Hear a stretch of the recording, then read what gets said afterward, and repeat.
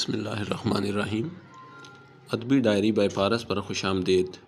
السلام علیکم دوستو، میں پھر سے آپ سب کی خدمت میں حاضر ہوں ایک نئی کہانی لے کر۔ یہ تب کی بات ہے جب میں بہت چھوٹا تھا، قریب 8 یا 9 سال کا۔ تو میری فیملی کرائے پہ رہا کرتی تھی۔ ہم جس گھر میں رہتے تھے اس گھر میں ایک امرود کا پیڑ ہوا کرتا تھا، اور چونکہ ہمارے والد محترم کافی سخت مزاج تھے، اس لیے ہم اکثر ان سے چھپ کر امرود توڑتے تھے، کیونکہ اگر انہیں اس بات کا علم ہو جاتا تو پھر ہماری پٹائی پکی ہوتی تھی۔ چونکہ امرود کا پیڑ چھت سے قریب ہوتا تھا تو اس میں اکثر رات میں امرود توڑتا تھا۔ ایک بار کی بات ہے، لائٹ چلی گئی تو میں نے سوچا اچھا موقع ہے امرود پر ہاتھ صاف کیا جائے، مگر میں جیسے ہی پیڑ کے قریب پہنچا مجھے کوئی سفید لباس پہنے امرود کی ڈالی زور زور سے ہلاتا نظر آیا، جیسے نیچے کوئی امرود گرنے کا منتظر ہو۔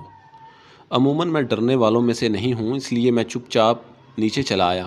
نیچے آنے کے بعد رات بھر مجھے بخار رہا، اور ہر روز خواب میں ایک آدمی مجھے امرود کی ٹوکری دے رہا ہوتا نظر آتا۔ میں نے کسی سے ذکر نہیں کیا، بخار کبھی رہتا کبھی چلا جاتا۔ آپ کو ایک بات بتا دوں، ہمارے والد محترم عامل ہیں، ہمارے گھر میں بے شمار کتابیں ہیں ان چیزوں کو لے کر۔ خیر، میں نے خواب کا ذکر اپنی والدہ محترمہ سے کیا۔ پہلے تو وہ میرے خواب کو اتنی سنجیدگی سے نہیں لے رہی تھی، مگر میری حالت دیکھنے کے بعد ابو کو ساری باتیں بتائیں۔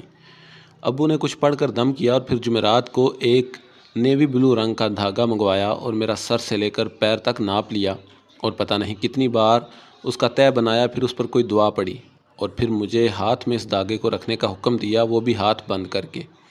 پھر میرا دوبارہ ناپ لیا تو دھاگا چھوٹا ہو گیا۔ ابو نے غصے میں پوچھا تو میں نے ڈر کر امرود والی بات بتا دی۔